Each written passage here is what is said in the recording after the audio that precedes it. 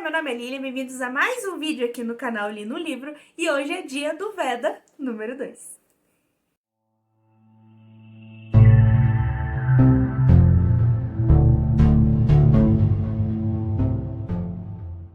Então, pessoal, foi informado aqui pela minha equipe técnica que houve um equívoco, que na verdade o dia que saiu o Veda número 1 não foi o dia 1º de abril, e sim o dia 2, ou seja, estou mais perdida do que segue o tiroteio, mas decidi então dar uma corridinha, porque eu decidi nessa manhã mesmo começar o Veda e lançar 2 vídeos no mesmo dia. Coincidentemente, ou não, a gente marcou hoje uma maratona com o grupo que leu o Stephen King, Desbravando Kingverso, que é o meu grupo de leitura em ordem cronológica dos livros do King, e às vezes, meio de vez em quando, a gente marca algumas maratoninhas pra dar uma corridinha na leitura, pra dar uma estimulada, e como a gente vai ler um livro de não ficção esse mês, acabou que eu achei legal a gente começar a ler junto eles e quem sabe aí se motivar a continuar a leitura. E o livro que a gente vai começar a ler hoje, então, é A Dança Macabra, do Stephen King, que eu já tinha citado ele no vídeo anterior, né, que era uma das leituras que iam ser obrigatórias desse mês. Esse aqui é um livro de não ficção em que ele vai fazer ali basicamente uma homenagem ao terror, o cinema do terror, os livros de terror, e vai contar como foi a experiência dele ao longo dos anos, quais foram as obras que influenciaram ele como autor. Enfim, vai ser uma dissecação de tudo que ele já viu, e a gente vai começar então a ler nessa maratona. A ideia de essa maratona que eu organizei era que a gente lesse alguns capítulos juntos, todo mundo lê o mesmo capítulo, quando a última pessoa terminar a gente faz uma reuniãozinha e debate ele para ficar um pouco mais fluido, porque eu sei que vai ser uma leitura que em muitos momentos vai se tornar bastante cansativa. Então eu acho que vai ser legal e vocês vão acompanhar esse dia aí comigo. Só para mostrar para vocês então aqui onde eu faço as minhas leituras, aqui tá a minha estante maravilhosa que vocês conhecem. Aqui o equipamento de gravação. Aqui os livros que eu separei para gravar o primeiro vídeo. Temos aqui o meu urso da formatura numa posição constrangedora. E aqui é onde eu leio, no meu sofá perfeitão. Tá bastante frio em Curitiba, então tem meus travesseiros, o meu cobertorzinho e o livro. Ali está Arthur editando no de último momento. Enfim, é isso aí. Já estou aqui, então, posicionadíssima. Já fizemos a leitura, então, do primeiro capítulo, da introdução e do primeiro capítulo, que o King vai contar ali o porquê que ele decidiu escrever esse livro, como foi que surgiu essa ideia, na verdade, quem sugeriu a ele que fosse criado esse livro, já que ele tinha tanta bagagem ali de terror, de filmes e livros, e ele vai contar um pouquinho pra gente sobre essa história. Eu achei bem legal, bem interessante. E nesse primeiro capítulo ele vai fazer basicamente um apanhado geral ali, uma ambientação da história, quando começou a vida de leitor dele, na primeira vez que ele assistiu um filme de terror lá em 1957. Então é bem legal porque, além de tudo, além dele falar um pouco sobre esse filme, que obviamente eu não assisti, ele vai fazer uma ambientação da época que ele estava vivendo, da ambientação política dos Estados Unidos da época, que foi exatamente no ano em que... Será que isso é spoiler? Talvez. Não sei. Que é exatamente o ano em que a Sputnik foi lançada no espaço pelos russos. Então eu tava naquela corrida espacial e achei muito legal, achei bem bacana esse começo de história.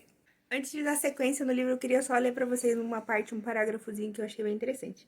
Esse livro pretende apresentar uma visão informal do que tem acontecido com o gênero terror nos últimos 30 anos, e não uma autobiografia do autor. A autobiografia de um pai, escritor e ex-professor universitário seria, com certeza, uma leitura entediante. Sou um escritor por profissão, o que significa que as coisas mais interessantes que me aconteceram em meus sonhos.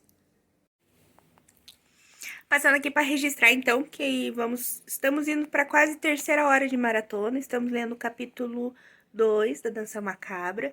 As coisas aqui degringolaram um pouco, eu já vim para cama, já viemos deitar, o Arthur aqui lendo comigo, e já estamos aqui com um energético para dar conta do sono que se apossou de nós, e um Cheetos de ponta cabeça, para dar uma distraída, porque mastigando a gente não dorme, ou não deveria, né?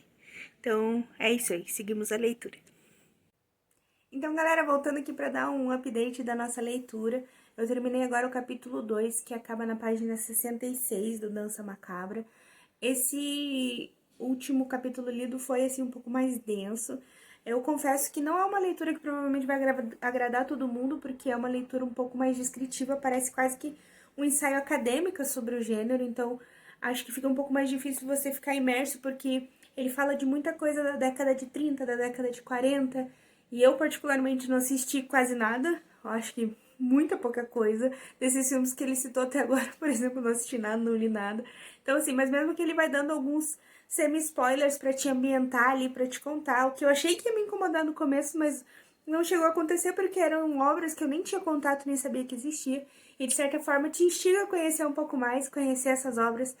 Então acho que é bem legal e ele te ambienta muito bem. O King ainda é ele narrando, então acho que deixa as coisas bem mais interessantes do que seriam só se fosse uma leitura acadêmica. Também é bem legal porque ele é muito irônico e tira sarro de muitas coisas ao longo da narrativa e é super legal, faz várias comparações e eu ri em diversos momentos das piadinhas dele. Nesse capítulo ele vai falar um pouco mais sobre o porquê a gente lê tantos gêneros, tantas histórias de terror que falam de criaturas que não existem, criaturas inventadas, enquanto a gente tem diversos terrores que a gente passa na vida. Ele fala muito da geração dele ser uma geração pós-guerra, então muitas atrocidades que os pais avós viveram, eles têm um pouco mais de regalias, vivem num mundo mais seguro, apesar das ameaças da época das bombas atômicas, ali toda a Guerra Fria que viria se desenrolar, né, em sequência.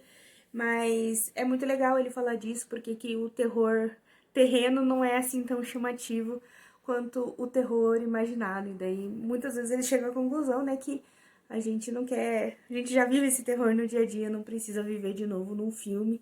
E essa, acho que a ideia de uma coisa que não existe acontecendo em tela é muito mais chamativa do que algo que existe. Então eu gostei bastante dessa reflexão, mas ao mesmo tempo, assim, é bem complicado. Vai dando um sono nervoso se você não estiver muito acordado. Mas aos poucos estou gostando. Estou mais animada pro próximo capítulo, que ele vai falar do Drácula, do Frankenstein e do Médico e o Monstro, que eu já li. Então acho que pra mim vai ser um pouco mais interessante esse próximo capítulo. Vamos ver. Então, galera, eu vim aqui pra finalizar o vídeo com vocês. A gente tá encerrando a nossa mini maratona aí de Páscoa, né, de Sexta-feira Santa com o pessoal. A gente começou a ler 1h da tarde, vai finalizar agora às 7, na verdade.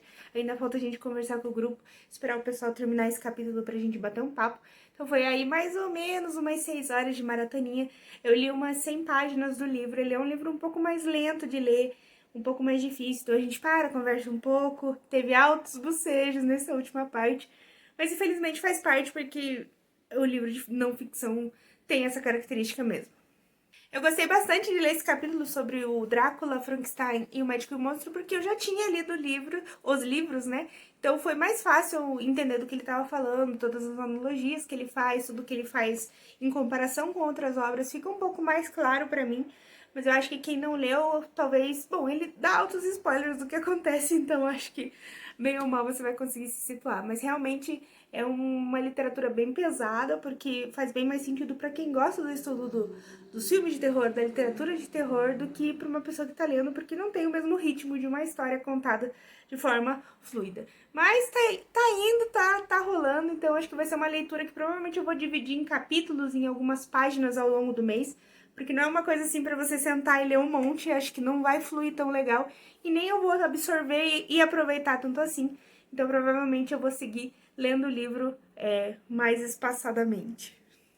Mas então essa aí foi a nossa maratona que vocês conseguiram acompanhar aí ao longo do dia, um pouquinho da minha rotina. Eu não consegui gravar lá muita coisa, a gente acabou fazendo videochamadas pelo WhatsApp e como eu estava usando o celular não dava muito pra fazer várias coisas. Mas nas próximas, quem sabe, eu trago pra vocês um pouco mais do que a gente vai conversando, do que a gente vai falando. Foi bem divertido, o pessoal é muito bacana. Queria agradecer a todo mundo que participou, a Érica, o Edu, a Rai, a Tânia, e que estiveram lá com a gente conversando. O Arthur também, né, que acabou participando, até apareceu no vídeo. Então, nas próximas, com certeza, eu vou trazer mais vídeos assim, porque é bem legal ir falando e conversando sobre o livro que a gente tá lendo. Se você ainda não é inscrito no canal, não esquece de se inscrever, de apertar o sininho para receber notificações de vídeos novos, compartilhar com seus amigos esses vídeos, que ajuda bastante. Também curtir o vídeo, se eu já não falei, já tô me repetindo. Todas essas coisas que vocês já sabem, mas que às vezes a gente acaba fazendo. Até eu, como a pessoa que acompanha outros canais, às vezes não lembro de fazer, então é sempre importante dar uma lembradinha pra vocês. E como estamos no Vedo, a gente se vê amanhã.